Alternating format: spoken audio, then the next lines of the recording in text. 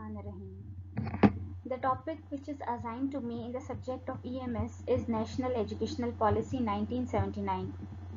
I am Nimra Soomro, student of B.Ed 1.5 morning batch, and the assignment is given to us by Sir Abdul Sattar Almani. Okay, National Educational Policy. The whole term comprises of three words. Number one, national. Number second, educational. Number third, policy. National, the word national related to local, that is relating to the whole of a country or nation rather than to part of it. Means national is a broader term. It comprises of a broader value, broader sense. It doesn't comprise of any in a smaller manner. National means origin based or customs of a country or nation. Like any customs, any origin which is national based is called national. Then educational means related to the provision of education, or it means enlighten or serving to educate. Educational the definition is very simple and this clears the sense of educational. And then policy means problem solving. Rules and regulations are called policy. The rules and regulations that are like that are based on the that are based for the purpose of problem solving are called policy. Now this national educational policy as a whole is the policy to serve for the educational purpose in nationwide. So this is the main purpose of national educational policy. Now, educational policy. What is educational policy? Educational policy refers to the collection of laws or rules that govern the operations of educational systems. Like all the laws and rules, all the regulations that must be followed by any state national-wide are termed as national educational policy. Education occurs in many forms for many purposes through many institutions. There are so many forms of getting education. There are no limitations for education. We can get any sort of education at any level of our life. Like 6-7 forms are here. For example, early child, that we know, like for example we have early childhood education, kindergarten through 12th grade, like KG to 12th grade, intermediate education. 2 and 4 years college education, like we have some private and also regular college education and university education. Graduate and professional education, then again upper level adult education. In this more superior forms of degrees comes, and then job training is also a form of educating and giving education to the youngsters. Now comes to the point, what is National Educational Policy 1979? A National Educational Conference was convened by the President of Pakistan, Mr. Fazl Ilahi Chaudhry, in October 1977. In October 1977, the President of Pakistan was Mr. Fazl Ilahi Chaudhry. Under his supervision, a conference was held that was to serve, obviously for serving the educational purpose of the nation, that was termed as a National Educational Conference, for evolving a set of fresh recommendations for a new education policy, which was later announced in 1979 National Educational Policy. Okay, in 1977 the conference was held, and all the all the statements and all the commandments were recommended, and fresh recommendations were announced for the education. But formally, the officially announcement of National Educational Policy was held in 1979. That's why it is famous as National Educational Policy 1979.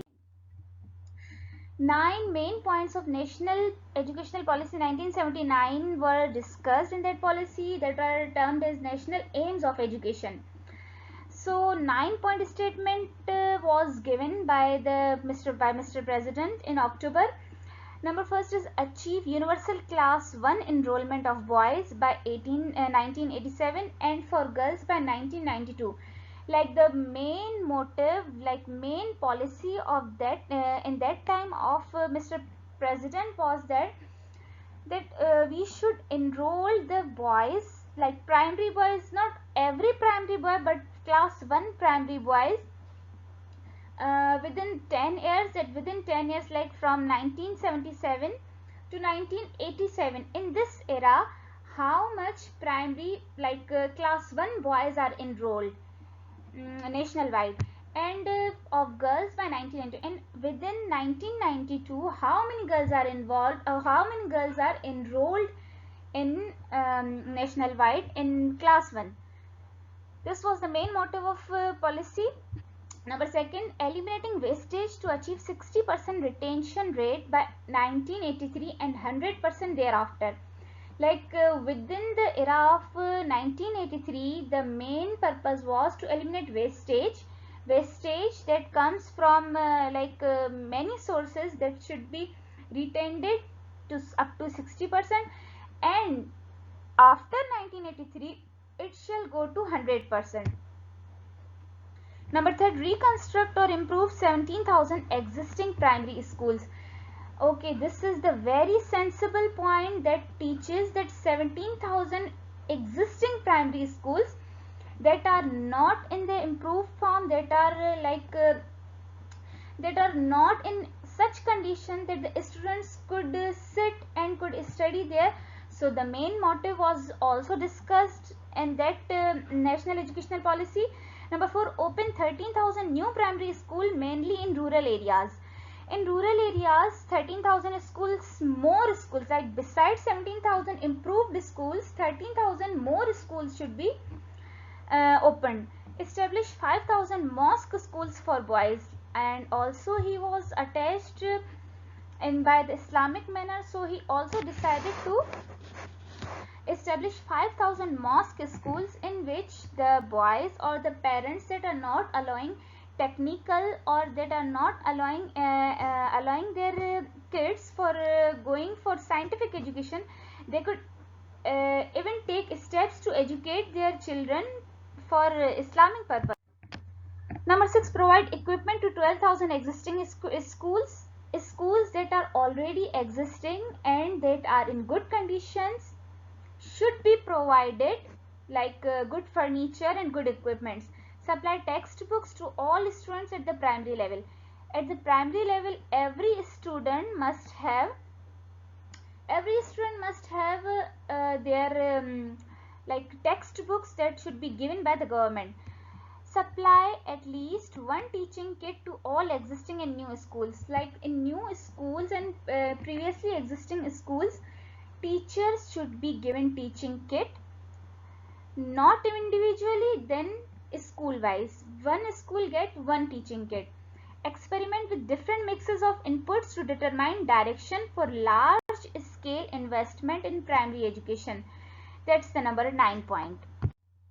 Okay, now go to the aims. What were the main aims of the president in National Educational Policy 1979?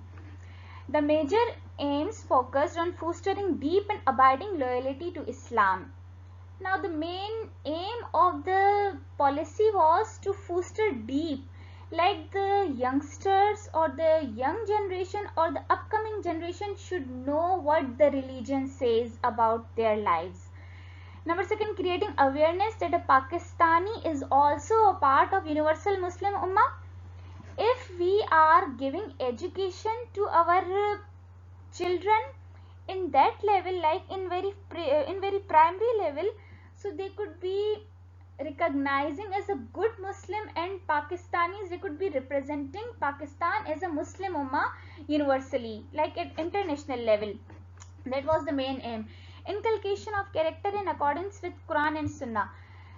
What Quran says, what Sunnah says, every Muslim must have those teachings in their character. Providing equal opportunities to all citizens for cultural and religious development. Again, providing equal opportunities, like if one person have the proper sense of Quran and Sunnah, what the Islamic teaching says, so he or she would already be providing opportunity to like every citizen. He would already be cultural and religious development in his character. Next, development of creative and innovative faculties of people.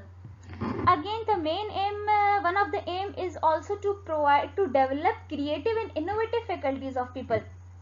Like this, only Islamic, not only Islamic knowledge was concerned by the president, but also the policy focused on the innovative faculties of people also. Like innovations were also welcomed at that time. Functional literacy to all citizens. Again, number third point, functional literacy was also welcomed. Fostering discipline and promotion of scientific and technological education needed for socio-economic growth.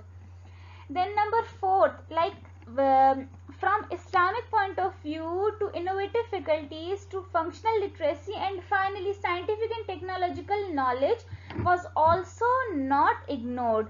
It was also provided, it was also included in that policy, which was a very good step of the policy. The proposals say curricular revisions with a view of reorganizing the entire content around Islamic thought. Curricular revisions with a view to reorganizing the entire content. The curricular revisions with a view of reorganizing, like reorganizing the entire content around Islamic thought. Like the main focus was to enhance the Islamic teachings. Possibility of merging the traditional madrasa education with modern education. Like students should not be confined to the Islamic education, like that would go to the extremist, and on the other hand they should also not to be confined to the modern education, that again could form an extremism. So there should be a merge between madrasa education and modern education. That was the proposal. Use of national language as medium of instruction. Like this was also proposed that national language, that is Urdu, should be used as a medium. No English, no any other language should be used. Training for productive work. For more productive work, trainings should be given. Mobilization of community resource such as mosques, civic buildings, factories, etc. for educational purpose. Effective participation of community in literacy education program. Like there should be mobility of community resources such as mosques. Mosques should be made, civic buildings, factories, etc. That should, all the things should promote education and literacy programs. This was the main proposal. Okay, the results of this educational policy were